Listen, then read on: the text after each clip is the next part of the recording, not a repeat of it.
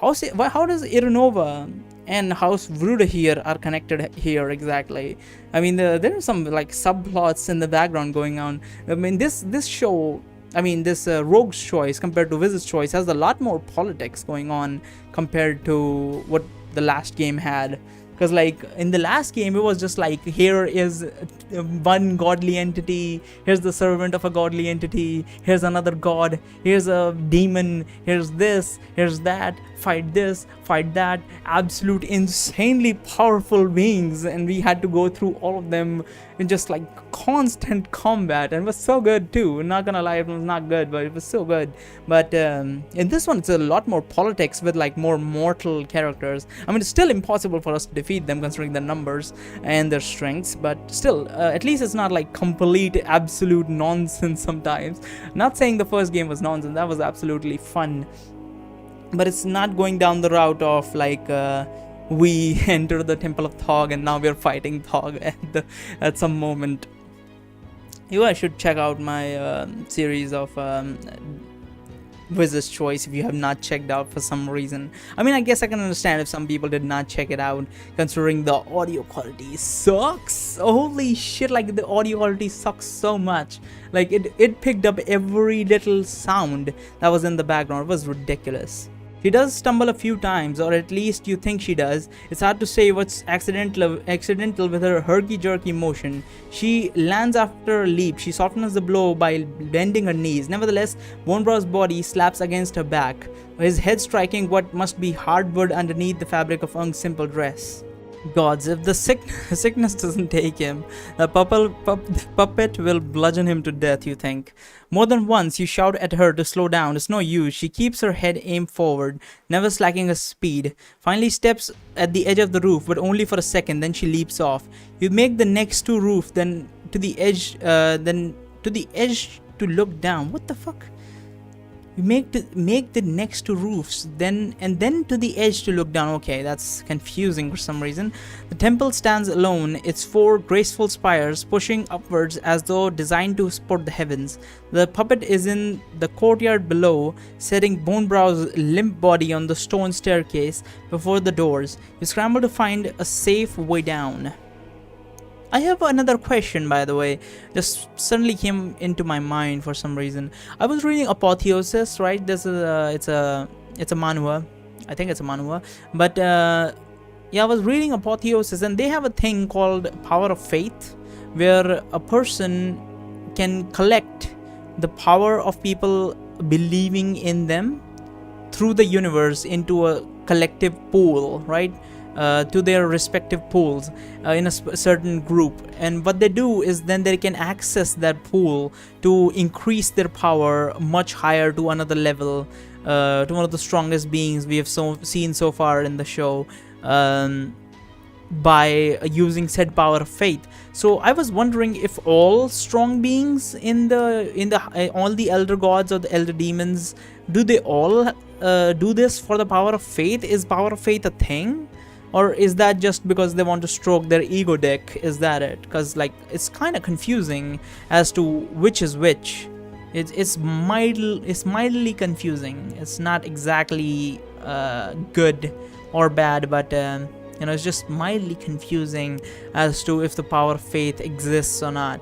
Because if it exists, that makes sense. If it doesn't exist, that makes sense as well. So it's not really a problem. But I just wanted to talk about that for a second. For some reason, that came to my mind out of nowhere. But regardless, let's did we read this? The puppet is in the courtyard below, setting Bonebrow's limp body on the stone staircase before the doors. You scramble to find a safe way down. Continue. By the time you find a way down from the rooftop, the puppet is gone. You do not go into that place again, says Egra. I will not, yet I must make certain that he is in the charge of priests, you say. You run over to the Bonebrow's body, lean down, inspect him. He's still breathing. You pound on the front door. That's enough. Now leave, says Egra. Aletheia has no love for. Egra's voice is cut out of your mind as the white door. What? Egra's voice cuts out of your mind as the great white oaken double door open. Light floods out. A young man in plate armor, yet no helm, steps out of the temple. His hand rests on the hilt of his mace fastened to his belt. Instinctively, you stagger away, squinting into the light. You stumble backwards down the stair, nearly lose your footing. "What have we here?" says the holy warrior in the booming voice, looking down first at you, then at Bonebrow. A paladin, you think. A captain of... You gasp as your mouth slams shut. It must be Egra's doing. The paladin points at Bonebrow. "I sense a darkness has seeped into our good man, Longhole." Longhole? That must be Bonebrow's proper name. "Hiscus," the paladin shouts over his shoulder. "We have a man who needs your service." He turns to you. "What's your name?"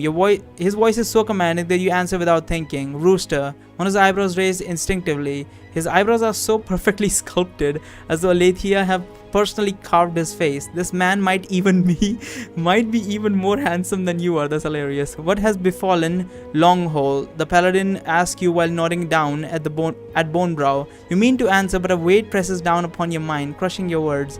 "Egra, you're making this worse." An older man appears beside the paladin. He wears the white robes of a priest of Aletheia. His keen green eyes dart down to Bonebrow.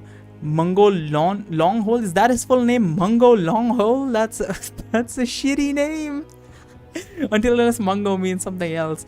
"He's supposed to be on the path of blood." The priest looks at you. "Where is Mistress Avis and Master Bumin?" Even if you could not speak, you have no idea what he's talking about. You recognize one of the names he mentioned. Avis was the name of the priestess who healed you yesterday. Wait, the priestess go with him? No, no, she did not. What is this? The priest turns his attention from your face to your chest for a long moment, then turns to your eyes. "Take Mungo's legs, if you would, sir. We will need our good captain inside." You lean down to follow the priest's request.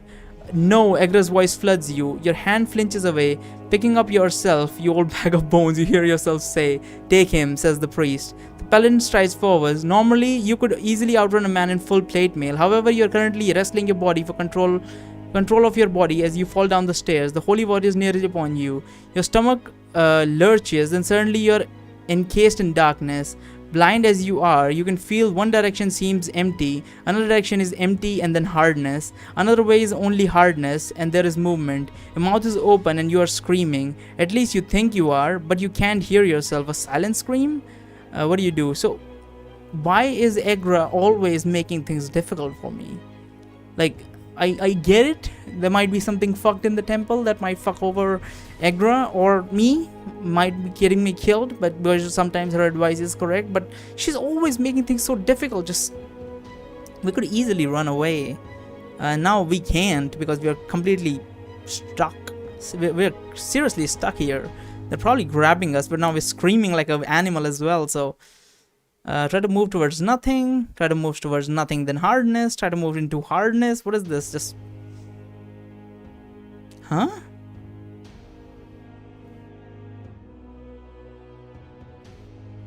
What? One direction seems empty, another direction is empty, then hardness. What is this? Stay still?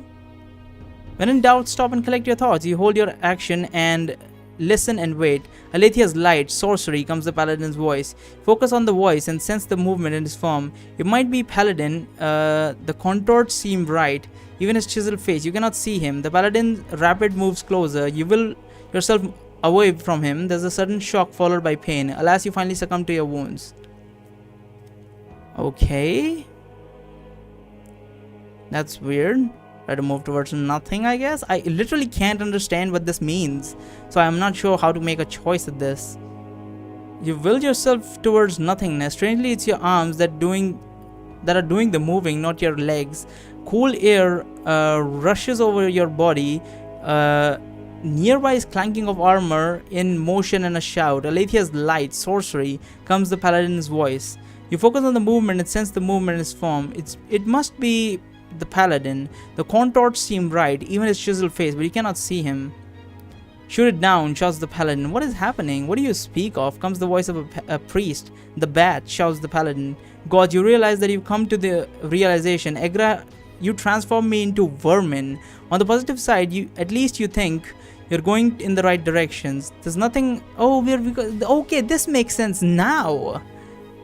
That's what's happening. Wait. Yeah, that makes sense. Okay, this makes total sense. Okay, so that we transformed into a bat, right?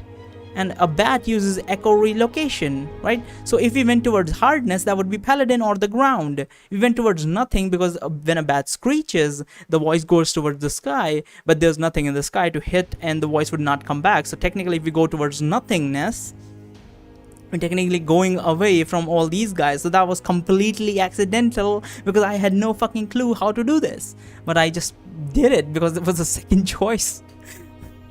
That was absolute bullshit. On the positive side, at least you think you're going in the right direction. This nothingness must be the sky. That's good. That's far away from that paladin, the priest. You will yourself faster. Now you feel that what must be your wings beating the air at a frenzied pace.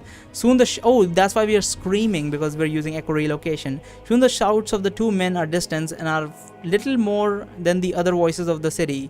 That was a near miss, says Egra. I don't even know why did we do that. Gods, why did you have to turn me into a bat? You say to Egra. Had you let me, I could have run away as a man. Fool, the priest was luring you into his temple. A high priest can smell a rival god, says Egra. You forced me to call for aid. Be grateful you're not trapped into the blasted temple. Had that come to pass, my father's interruptions would have been far more painful. Remember the Scrags? How can I forget crotch-biting demons, you ask? My transformation may have spared those Alathian priests their genitals, but what of me? The body will be restored. Do you think I wish to be embedded into a flying rat for eternity, says Egra. You gripe of trivialities. What you should fret about is how much you have been taxing my father with your insistence on bumbling with the priest of every god in the pantheon. The city is rife with cults. What can I do, you say? For the sake of your eternal soul, you would do well to not anger my god.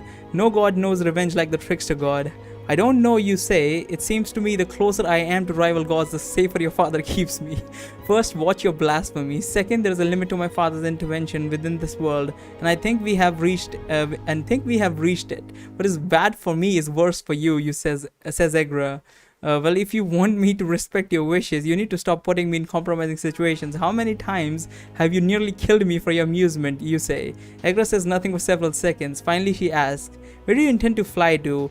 Evidently, she's ignoring your proposal. I have no destinations. I was just going to stay high up, away from the bad-hating people, which is everyone I should expect.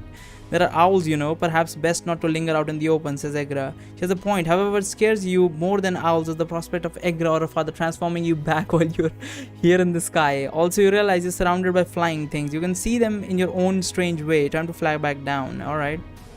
Naval Scrotum, it's back. I think this was in the first game as well. They used to say Naval Scrotum, now they say Naval Scrot.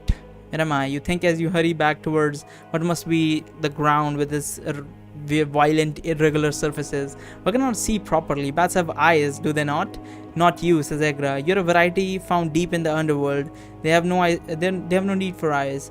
Well, I have a need for them. Why would you go out of your way to make me a bat with no eyes? All the bats I've ever seen have eyes. It is absolutely unnecessary to choose an exotic sort. It cuts you off with a shrugging noise in your mind. In that emergency, I did not choose. My father did. He does as he pleases. Besides, I suspect that once you put in a measure of practice, you will see better than any human could dream at night. Stop whining and concentrate. It's true. Once you settle down and focus on your senses, you start to understand your new ability. As best as you can, I'm doing a lot of silent screaming. You're doing a lot of silent screaming. Oh, it's silent screaming because it's what is it called? Fuck, how did I forget that? Something as basic as that. What is it called? When it's above 20,000 hertz. Hypersonic sound? Is it called? I think bats do that. I think bats use that. I'm not too sure. Is it below 20 hertz? No, I think they use it above 20,000 hertz. Yeah, that's why we can't hear it. Hypersonic sounds, right? It's called. I don't remember for some reason. For fuck's sake. The more you scream, the more you sense where everything is. Soon, not only can you make out the shapes and details, but you can even tell wood, metal, stone, and flesh. You can make out minute objects too. Without a thought, you snatch something out of the air. Dimly you realize it's a winged insect of some sort. It's delicious. There are insects everywhere in the vastness around. You stifle your urge to hunt more of them.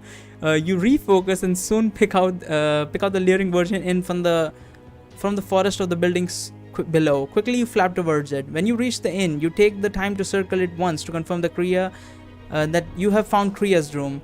You have crawled out of the window only hours ago. Still, it takes a moment to reconcile your human visual memory from what you're sensing now. You're hovering out or what must be her window. When you sense a larger object hurtling towards you, just then you're engulfed in a buzzing sound and all goes black. What the hell does that mean?